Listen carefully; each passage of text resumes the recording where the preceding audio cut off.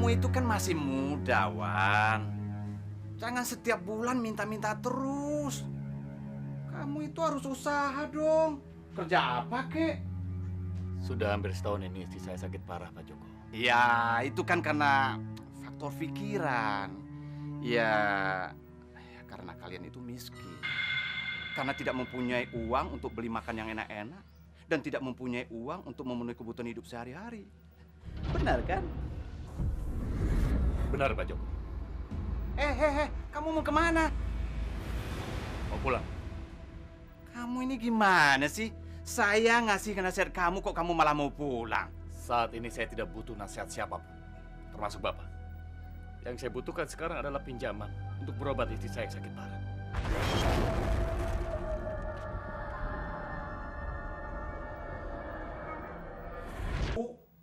Nggak tahu diuntung. Papa tuh marah sama siapa sih? Itu si Iwan tuh, anak yang tinggal di seberang jalan itu. Belagu, nggak tahu diuntung. Emang kenapa dia, Pak?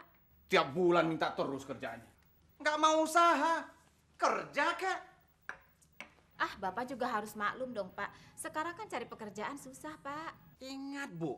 Kita dulu juga pernah susah.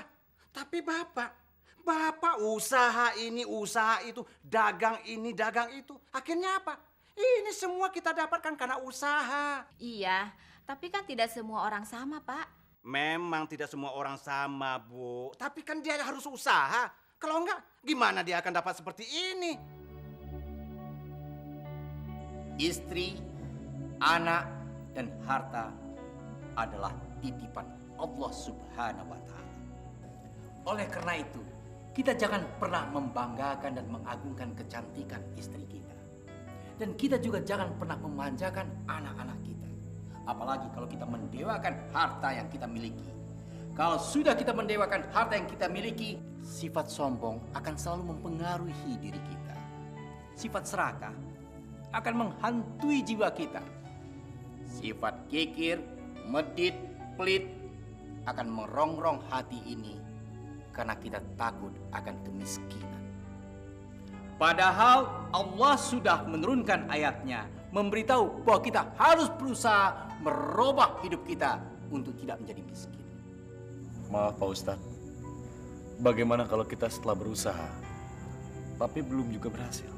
Kita harus terus berusaha, terus sampai suatu saat Allah mengabulkan usaha kita tersebut. Ica, bapak kamu kemana, Ca? Ke musola, Bu. Ibu kayak gak kuat lagi, Ca. Bu, Ica nggak mau ditinggalin Ibu. Ica nggak mau, Bu. Tapi ingat, jangan karena kita punya kewajiban untuk tidak miskin, lalu kita memakai cara semau kita. Cara-cara yang sangat dibenci oleh Allah. Cara apa itu, Ustadz? Cara-cara yang licik, cara-cara setan, cara-cara orang yang munafik, cara-cara orang yang selalu menghalalkan semua cara agar dia bisa mendapat suatu kesenangan dan mendapatkan uang. Kita harus ingat, ada hak orang lain dalam harta kita. Ada hak anak yatim di dalam harta kita. Dan kadang-kadang kita tanpa kita ketahui, kita sudah mengambil hak orang lain dengan menghalalkan segala cara. Apa ganjarannya untuk orang-orang seperti itu, Pak Ustadz? Pertama, Allah akan murka dan menurunkan azabnya. Yang kedua, tergantung dari orang yang terzolimi tadi. Kalau orang yang terzolimi itu meminta kepada Allah untuk mencelakakan orang yang menzoliminya, maka secepat kilat Allah akan mengabulkan doa-doa. Ingat, Allah akan mengabulkan dan menjawab doa orang yang terzolimi. Kemudian Allah akan mengabulkan dan menjawab doa setiap para fakir miskin. Tolong cepat panggil bapak kamu. Ibu udah gak kuat lagi. Enggak, Bu. Ica nggak bisa ninggalin Ibu. Cepat panggil bapak kamu.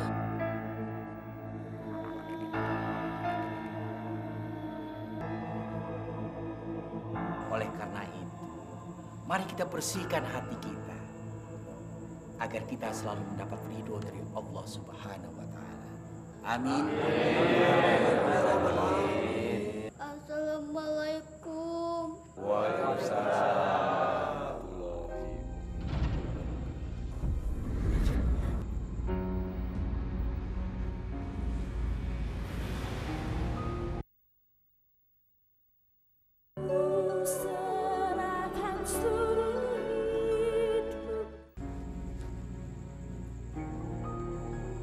Ada apa, Cak? Ibu. Ibu kenapa? Ibu, Pak. Sudah. Ayo kita pulang. Assalamualaikum.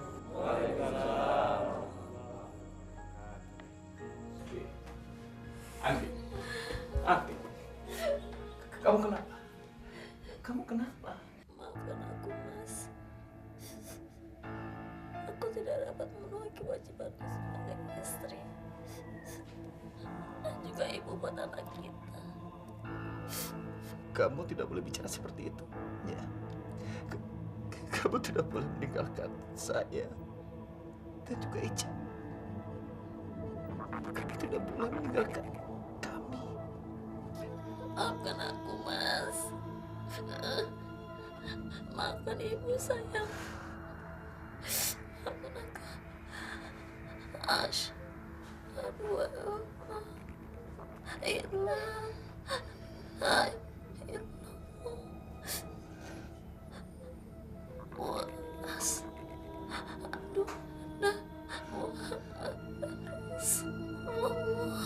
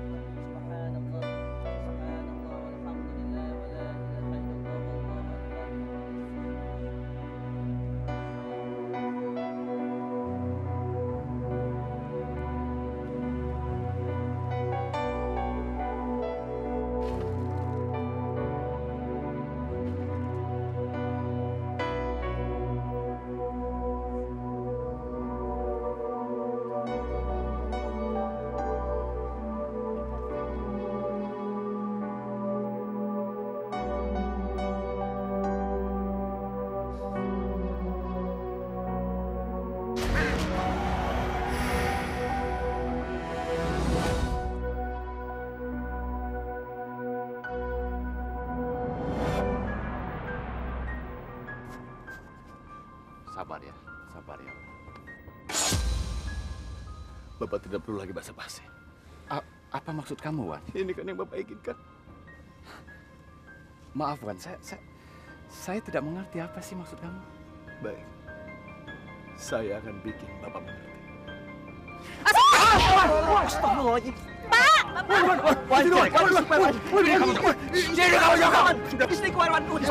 Istighfar. Dia yang lebih banyak istighfar, Pak Ustaz. Dia membiarkan diri saya meninggal. Saya tidak mengerti maksud bicara kamu. Kenapa kamu berlaku kasar pada saya? Mentang-mentang kamu kaya, sombong, kamu mengecilkan orang. Kamu adalah contoh orang pelit yang tega membiarkan tetangganya menderita. Seperti yang kamu lihat pada istri saya. Itu hak saya. Saya mau pelit, kek. Mau enggak, kek. Enggak ada hak kamu memaksa saya untuk membantu kamu. Ini semua gara-gara kamu. Kamu nggak mau usaha. Orang yang kamu salahin. Bodoh kamu, Joko. Sabar, Wan. Lawan, udah. Sabar, Wan. Lawan. Sudah. Mari kita pulang. Saya tidak akan pernah ikhlas. Kalau dia mati, dia dikuburkan di tanah wakaf kampung ini. Istighfar, Ikhwan. Sebagai seorang muslim, kita tidak boleh menendam. Dia bukan muslim, Pak Ustaz. Sudah, Wan. Cukup. Belum. Pokoknya saya tidak akan pernah ikhlas. Kalau dia mati, dia disolatkan di masjid kampung ini. Jadi siapa saja yang berani melawan saya akan habisi dia. Terutama kamu, Tom. tunjukkan kesetiakawanan kamu. Bapak.